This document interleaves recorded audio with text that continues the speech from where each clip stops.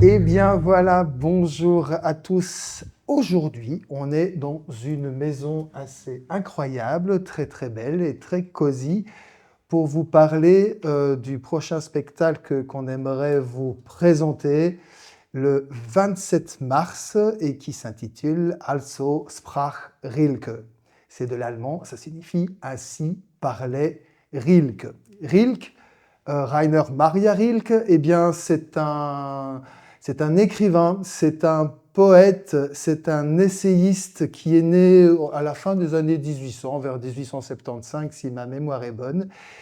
Et cet homme est mort assez jeune, il est mort à 51 ans d'un cancer.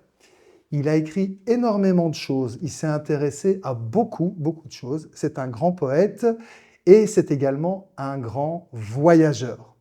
Cet homme a parcouru toute l'Europe, il a même été en Afrique du Nord et il a même été en Égypte. Et donc, vous voyez en 51 ans tout ce que cet homme a pu faire. Et ses textes et ses poésies sont restés comme étant de grandes œuvres que l'on lit et que l'on apprécie encore aujourd'hui.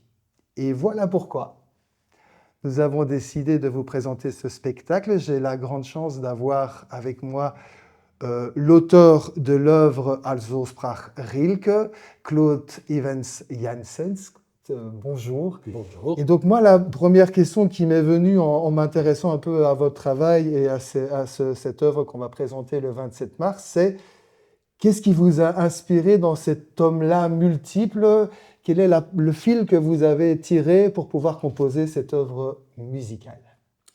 Alors, d'abord, j'ai déjà été inspiré par d'autres poètes.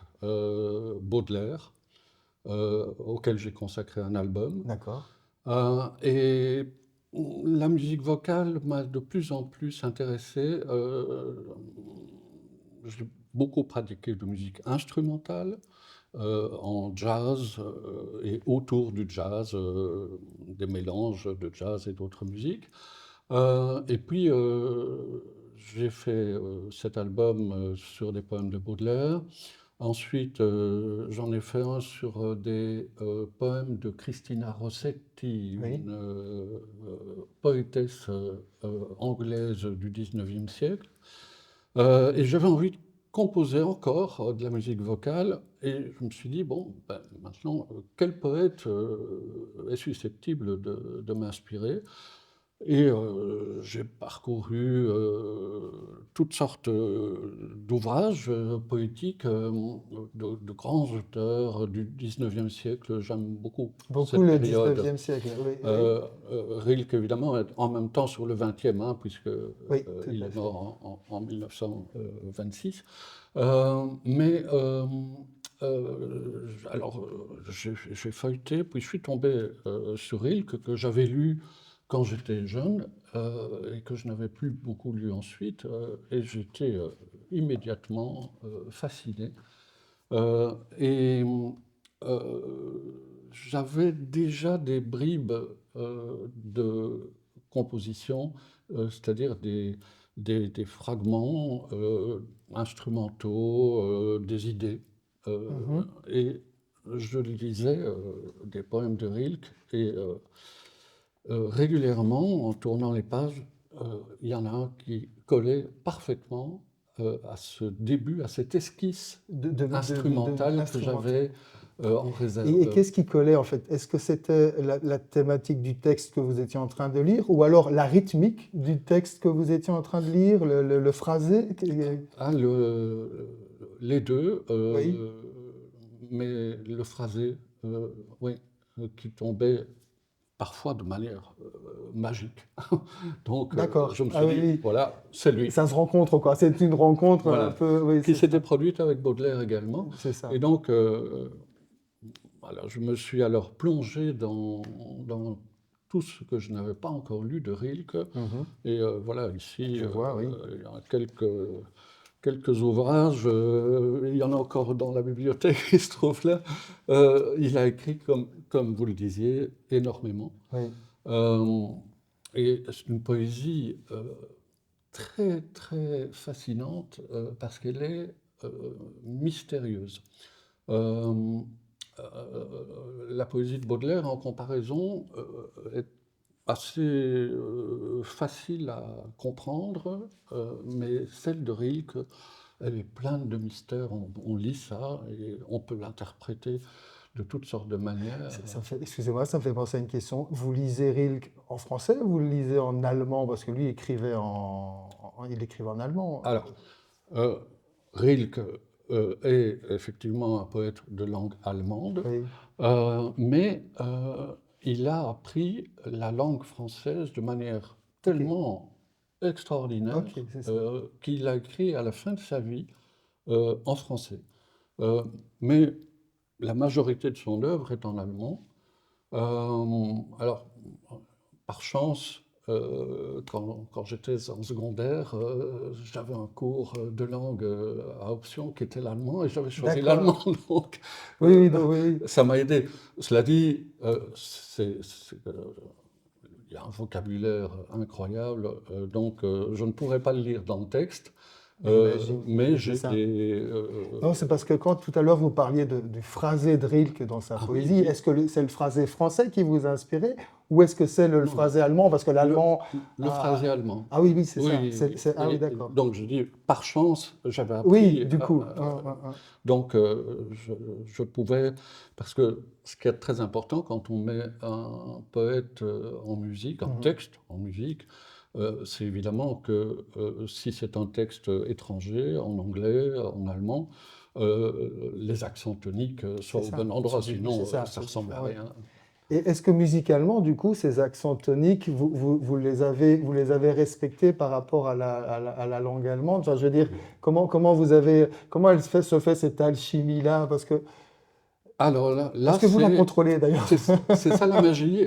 C'est ça, oui, oui, oui. Voilà, c'est et les mélodies que je crée. Donc, dès que l'amorce est faite et Oui, que je dis c'est ce texte-là c'est ça. que je vais développer, mélodiquement, ça vient de soi-même. C'est comme si le texte me dictait la mélodie. Oui, c'est ça. Ok. Donc, jamais, une chance,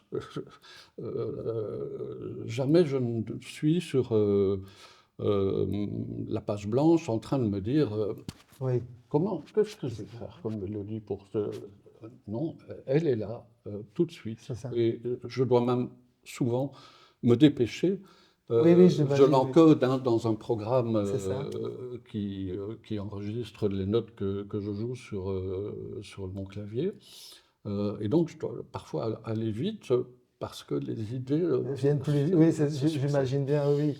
Et donc, c'est quasi même, si je le comprends bien, même physique plutôt que cérébral, en fait. Oui, Les choses viennent, et oui, le texte et la musique que vous avez en vous, quelque part. oui, Et c'est ça. tout ça Voilà. se C'est un mélange peu et ça va quelque parfois chose vite. qui descend, et alors C'est ça. il faut transcrire ce qui descend. Voilà, c'est un Oui, peu- oui, oui. c'est comme ça que j'ai envie de l'exprimer.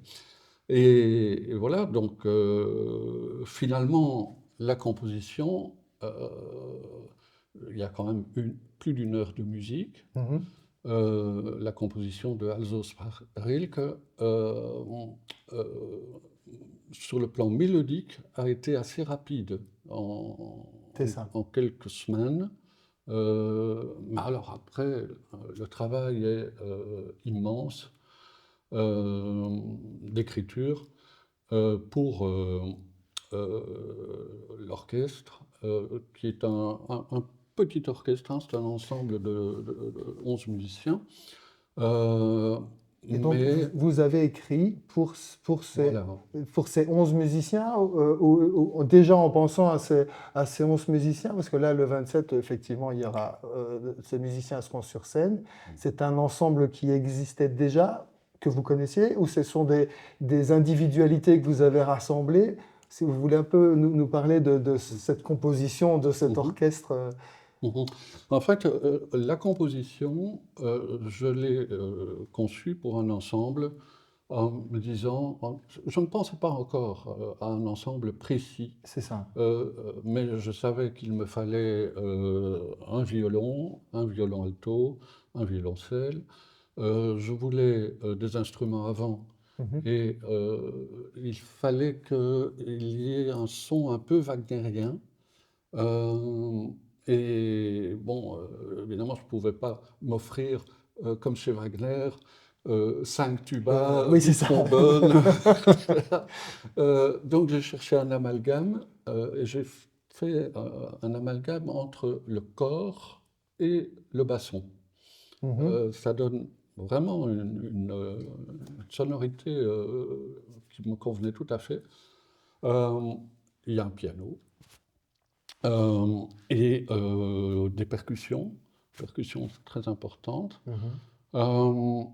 Et alors une guitare, et c'est un guitariste qui, j'ai écrit ce qu'il devait jouer, mais il joue sur une guitare électrique, Ah oui, ok. J'allais avec, vous poser la ah question. oui, Oui, avec des sons, euh, je veux dire, pas d'effet, oui, c'est mais ça. Juste les micros de la guitare, pas de distorsion, pas d'effet non, waouh waouh, ce genre de choses. voilà. Ok. Mais ça permet d'être en équilibre avec l'électronique parce qu'il y a encore un élément dans cet ensemble musical, c'est l'électronique que j'ai réalisé préalablement avec des synthétiseurs. C'est ça. Et quand mes sons de synthétiseur sont prêts, je les emmagasine dans cet engin Dans le qui looper ici qui permet, crée des boucles, c'est ça? oui, c'est ça, mais je Mhm. n'utilise pas les boucles, Ah, j'utilise vraiment en lecteur d'accord. Ok. d'échantillons, de samples. Et voilà. Donc, quand j'ai composé ça, je me suis dit, ben, quels sont les ensembles musicaux qui pourraient interpréter cette composition. Il y avait l'ensemble musique nouvelle, Oui, mais qui m'avait déjà joué 6 mois avant, voilà, donc on ne peut pas toujours appeler les mêmes. avec les mêmes, oui, c'est ça. Oui. Et là, j'ai proposé un ensemble belge, mais qui tourne dans les pays, en Allemagne, aux Mhm. Pays-Bas, etc., qui s'appelle Sturm und Klang. Sturm Euh, und Klang. et donc, Ok. tempête et son. Ah oui, même Klang, oui, oui. Et donc, euh, cet ensemble est un ensemble à géométrie variable. Euh, donc, il peut être composé de 10 musiciens avec beaucoup de vent ou beaucoup de cordes. C'est ça. Voilà. Il peut être aussi composé de 20 musiciens. Bon. Mais il y a vraiment un noyau de musiciens qui sont toujours là. Et j'ai demandé donc au chef d'orchestre, qui est Thomas Van Aperen, Mhm. euh, si ça l'intéressait. Et effectivement, ça l'a intéressé. Et donc, ça s'est passé magnifiquement parce que ce sont tous des musiciens hyper professionnels. Ils On a sont. beaucoup de choses, de Ah, chance en tout cas, ah, d'avoir ces gens ah chez nous à oui, Égosé. oui, oui. Effectivement, Ouais, ils sont tous musiciens dans différents ensembles. Ils sont tous enseignants dans des académies ou au conservatoire. c'est ça. Oui. Et, euh, et donc, ils jouent. Bon, et la partition que j'ai écrite. En musique contemporaine, il y a des musiciens, des compositeurs qui écrivent des choses extrêmement difficiles. Euh, Mais c'est là, si vous me permettez, c'est la question que je voulais vous poser parce qu'on on n'a pas souvent des concerts de ce genre de musique. Donc, nous, on vous propose dans ce spectacle Also Sprach Rilke, c'est de la musique contemporaine. Et pour le coup, on n'en fait pas souvent sur Égosé. Donc, si vous voulez vraiment découvrir cette musique-là, bah, venez voir. Et effectivement, comme nous n'avons pas les oreilles forcément aiguisées à ce genre de musique, parce qu'on ne l'entend pas beaucoup sur Aiguezé. Donc, encore une fois, merci de venir nous la faire entendre. Mais je sais, on en parlait tout à l'heure, qu'il y a plusieurs types de musique contemporaine. Et donc, si vous voulez bien, alors du coup, nous parler de la vôtre et de c'est quoi cette musique contemporaine Oui, qui c'est est important. parfois lourde de clichés quand même. Voilà. Alors que, Oui, bon, parfois c'est de la musique, il faut l'entendre et se laisser aller. exactement. Et donc, effectivement, le terme est très lourd. Beaucoup de gens ont peur de la musique contemporaine en se disant ça va être de la cacophonie, inécoutable. Bon, alors, bien sûr, il y a une musique contemporaine, celle qui a commencé au début du XXe siècle, qui est assez difficile, Mhm. même très difficile. Mais il y a une autre branche, si je puis dire, une autre manière d'envisager la musique classique d'aujourd'hui, écrite aujourd'hui, qui est une manière très différente où les dissonances extrêmes Oui, qui étaient qualifiées de cacophonie par les gens qui ne comprenaient pas, ces dissonances n'existent plus. Arvo Pärt, par exemple, est un compositeur oui, très, très écouté par tout le monde. Il y a aussi la musique répétitive, Steve Reich, oui. Phil Glass, qui ont fait tout à fait autre chose. Euh, et alors, il y a encore des compositeurs qui continuent de s'exprimer dans un langage très difficile, et c'est extrêmement respectable. Moi, c'est autre chose. En fait, il y a derrière moi toute une série d'albums, Mhm. une douzaine que j'ai sortis depuis une douzaine d'années, à peu près un par an, mais qui sont dans des styles complètement différents. C'est jazz, et puis c'est électro-jazz, et puis c'est world jazz. C'est ça. À chaque album, c'est différent. Euh, et donc, euh, la musique que j'ai faite, que j'ai écrite pour Also sprach Rilke, est une musique très mélodique, très lyrique. En plus, elle est chantée. Mais elle est chantée, Hein. il y a un chanteur, une chanteuse d'opéra Alors, voilà, ce sont des qui chanteurs sont là. d'opéra. Il y a une chanteuse qui est soprano et le chanteur est baryton. Euh, Ah oui, oui, parfait, oui, c'est ça.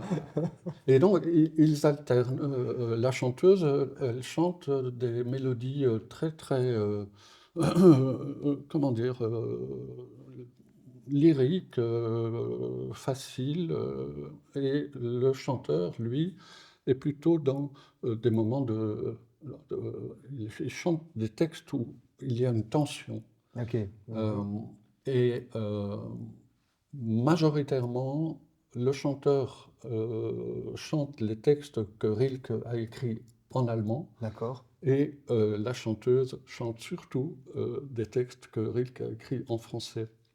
Ah Et, oui, oui, oui. Ah, d'accord. Mais oui, et l'écriture de Rilke en allemand et en français est extrêmement différente. c'est ça.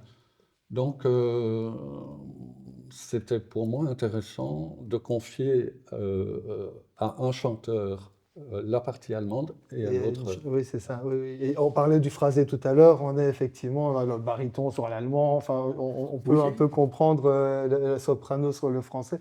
Et ça me fait penser qu'il y aura le texte, enfin, en tout cas, des extraits de texte seront projetés sur un écran. Également.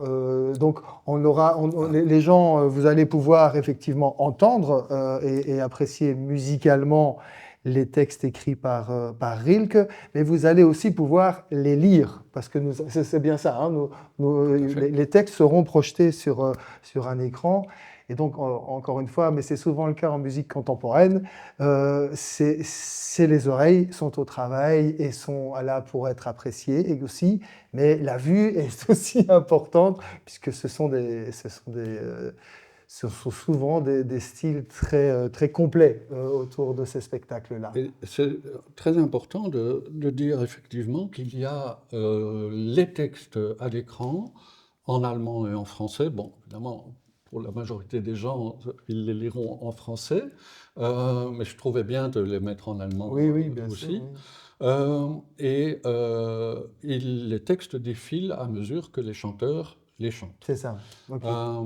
Donc il y a quelqu'un qui est assigné à l'ordinateur et qui enverra lit les, la partition, et sur la partition, il a les changements d'image les qui tops pour permettent... envoyer les ouais. textes. Voilà. D'accord. Et ces textes figurent sur des images Mhm. de fond, euh, qui sont des images d'un j'aime l'appeler photographiste. D'accord. Euh, il fait des photos et puis il travaille sur ces photos avec toutes sortes de moyens, euh, il les transforme. Et donc, il s'appelle André Fromont. Mhm. Il fait un travail absolument remarquable. Il expose dans toutes sortes d'endroits. Et il m'a ouvert vraiment tout son catalogue, Son si je puis univers dire. visuel un peu pour. Ouais. Il travaille énormément, donc il a des centaines de photographies. Il m'a dit, choisis ce qui te convient là-dedans. Donc j'ai pu puiser et appliquer les textes sur des images un peu abstraites, C'est ça. mais Mais qui dialogue, en fait, ouais, j'imagine aussi entre la musique, le texte et du coup les images voilà, d'André Fromont. voilà. C'est un Oui, dialogue oui, c'est vraiment entre les trois. triangulaire, hein, ouais. Bien, mais en tout cas, merci beaucoup et merci à vous de venir nous voir le 27 mars, c'est bien ça? Le 27 C'est le mars. 27 mars. Là, pour le coup, si je me trompe dans l'annonce, non, venez voir le 27 mars ce spectacle, Also Sprache Rilke. C'est une aventure que vous ne serez pas prêt d'oublier. À bientôt.